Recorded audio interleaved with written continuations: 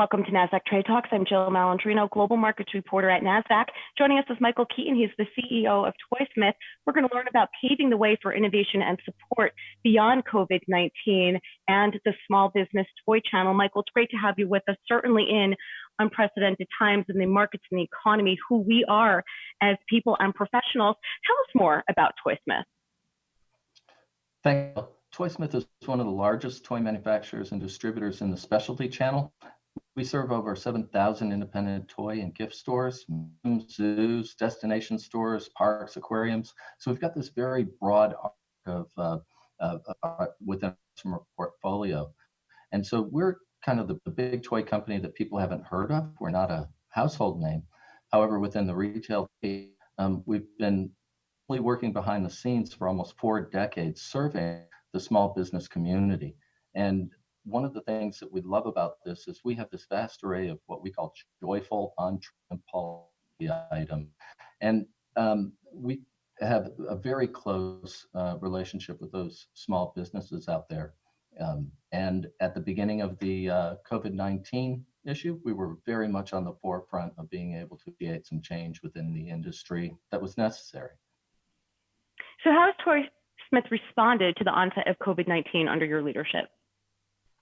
Well, we had I don't know if it's an advantage, but being in the Seattle area, we were on the edge of the pandemic. And so what I've noticed is that there's been an uneven impact with the country, starting in the Seattle area and then into different locations. And there's also been an uneven response. And so for us, we started early. This was real for us, and it was for other people in the country. So the thing was able to secure the team, make sure everybody is safe. Then we began restructuring our internal operations for that safety, efficiencies, and which meant that we needed to make a lot of fundamental changes. We had to lower our cost base. We had to get into the survive and thrive mode. But at the same time, we still want to support the local community. So we've been working to do that with all of the people who are impacted by this, it's teachers and children primarily. And then finally, we turn our sights towards supporting small business and actually change our business almost instantaneously to be able to support those small business retailers out there. What would you want our listeners to remember about Toysmith? We've got our roots in the small business community, and here's the thing: when you look at TV and the retail market, when you take a couple weeks ago, they were saying it was down about 26%, and then they showed toys being up 27%. It looks like there's a party going on, and toy manufacturers and retailers are doing well.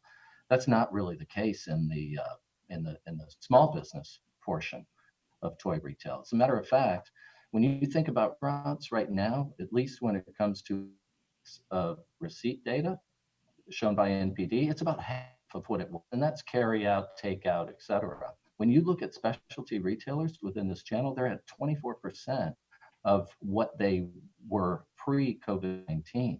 And so what's really important is that Toysmith is on the leading edge of trying to help all of these small business toy specialty retailers out there, because they're the people that you're hearing about when you hear, hey, toys are doing well. No, not doing well for everybody.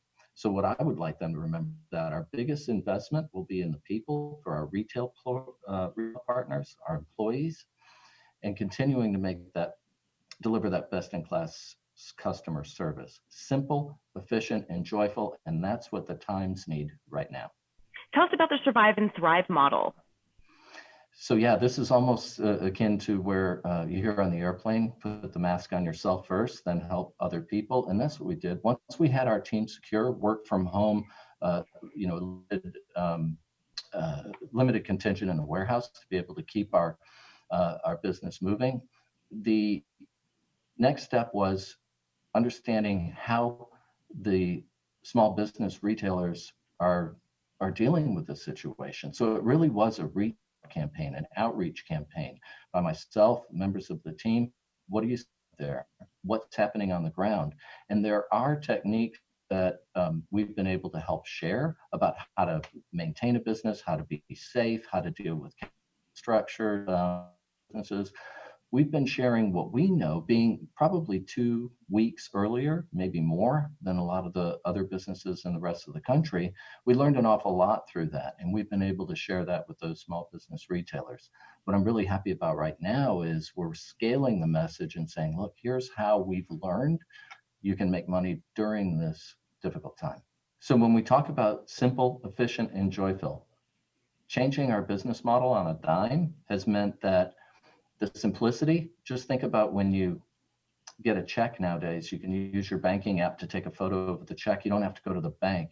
We're actually doing the same thing to service in stores where they can take a picture of their program or their merchant, and we can turn that around and order right away. So we're finding concrete ways that we can help those retailers during this time. All right, Michael, thank you so much. We appreciate the insight.